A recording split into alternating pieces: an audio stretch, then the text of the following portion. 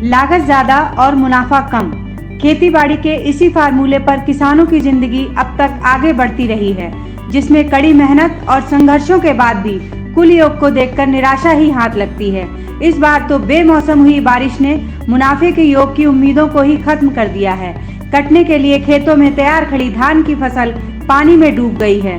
कुदरत की मार का असर आलू और गन्ने की खेती पर भी पड़ा है। किसानों की परेशानियां कम होती नजर नहीं आ रही हैं। सरकार फसलें बीमा मुआवजे आदि की बात तो करती है, लेकिन राहत के नाम पर सिर्फ छलावा। नमस्ते, राम राम, आदाब, सत श्री अकाल। आज हम मौजूद हैं इस समय शाहजहांपुर जनपद की तराई का जो क्षेत्र है, जिसको मिनी पंजाब कहा जाता है, और उस पंजाब के बंडा क्षेत्र में इस समय हम मौजूद हैं। गांव पड़ता है अख्तियारपुर धौकल। आप देख सकते हैं हमारे पीछे जो ये बारिश हुई है, बारिश में किस तरह से किसान का जनजीवन अस्त व्यस्त हुआ है और धान का जो नुकसान हुआ है, कितना कुछ नुकसान हुआ है, किस तरह से किसानों पे ये दोहरी मार जो पड़ने जा रही है।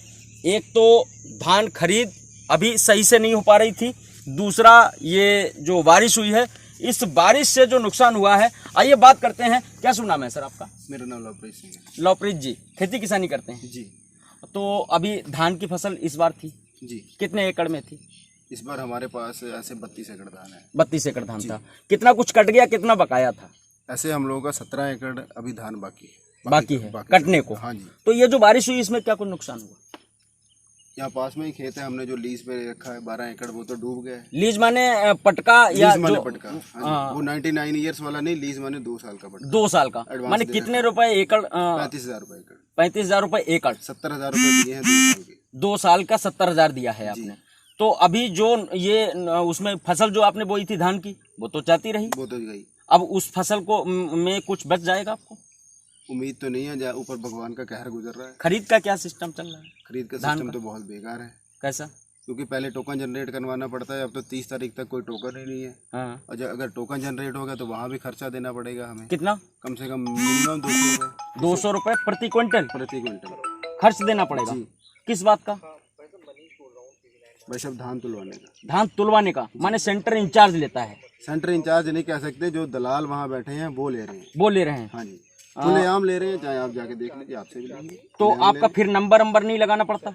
ऐसा है ना, फिर जाएंगे खाली हो, फिर लाइन में कम लगना पड़ेगा। जैसे जो जलालत हो रही है वो कम करेंगे, डस्टर तो फिर भी लगेगा। अच्छा। लेकिन ये है कि तुलवा आएंगे जल्दी जाके, तो मतलब तौल आपकी जल्दी हो जाएगी? जल्दी हो जाएगी। इस बात का 200 रुपए प्रति क्विंटल देना होगा जो वहाँ पे सेंटर पे दलाल रहते हैं उनको। जी बिल्कुल सही कहा आपने। ये जो व्यवस्था है, व्यवस्था की मार है एक तरफ, दूसरी तरफ ये बारिश की मार है। देखिए ग्रामीण सारे खड़े हैं हमारे साथ में। चाचा राम राम, कैसे हैं? ठीक है। हाँ, ठीक। का धान हुआ इस बार? धान तो हुआ है, तो पानी में डूब गया। कितनी फसल थी? एकड़ बची। अच्छा, कितना नुकसान हुआ? नुकसान बस सब हुई वो सब। हाँ, उसको कोई असर नहीं है। अच्छा, तो कुछ पैदावार हो पाएगी नहीं? पैदावार कुछ नहीं उसमें है। अच्छा, तो कैसे घर चलेगा? मजदूरी यदि करते रहते हैं। अच्छा, मजदूरी से घर चलेगा। देखिए स्पष्ट कहना है कि मजदूरी से घर चलेगा। किसान बेहाल हो रहा है, किसान बर्बाद हो रहा है। क्या नाम है चाचा?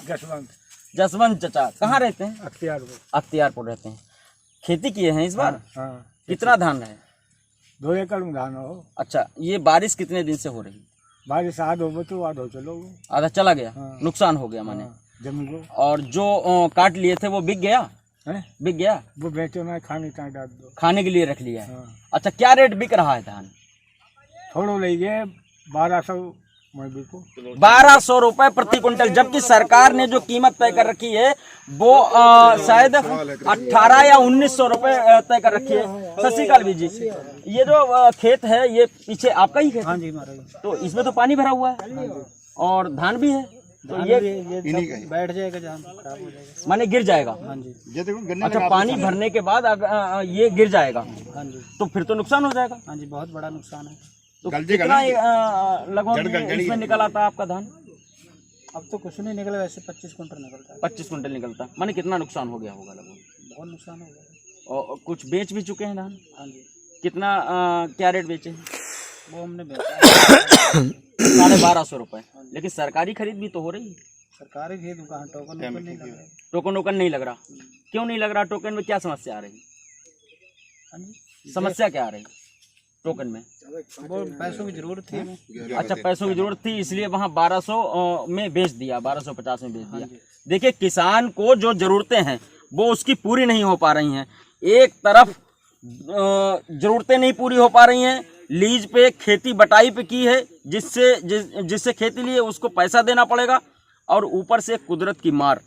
आलू की खेती भी गई, गन्ने में बहुत नुकसान हुआ है, और धान की हालत आप देख ही सकते हैं क्या हालत है धान की। इससे भी बजर है। माने किसान चारों तरफ से बर्बाद होता नजर आ रहा है। और जो सरकारें हैं, जो सिस्टम है, वो सरकार की हर तरह से मदद करने का दम्भ भरते हैं।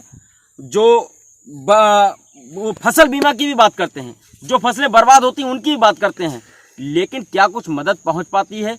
किस तरह से सरकारी मिशनरी आती है? और आप लोगों का कोई अभी तक इस संबंध में कोई अधिकारी, कर्मचारी आकलन के लिए आया?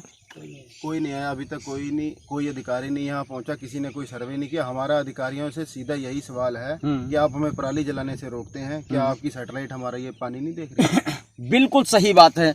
देखिए, ये जो क्षेत्र है, जिस क्षेत्र में हम खड़े हैं, जहां हम आज बात कर रहे हैं, यहाँ इसी क्षेत्र में पराली जलाने के मामले में अभी किसानों पर मुकदमे दर्ज हुए हैं। उन्हें सरकारी सुविधा तो नहीं दी उन जाएंगी। किसानों, जिन किसानों पर मुकदमे दर्ज हुए हैं, क्या उन किसानों की ये हालत शासन प्रशासन को नहीं देखनी चाहिए? ये एक गंभीर विषय है और इस पर लगातार चर्चा जारी रहेगी। आप देख रहे थे अरविंद त्रिपाठी के साथ मीडिया पॉइंट, शाहजहांपुर।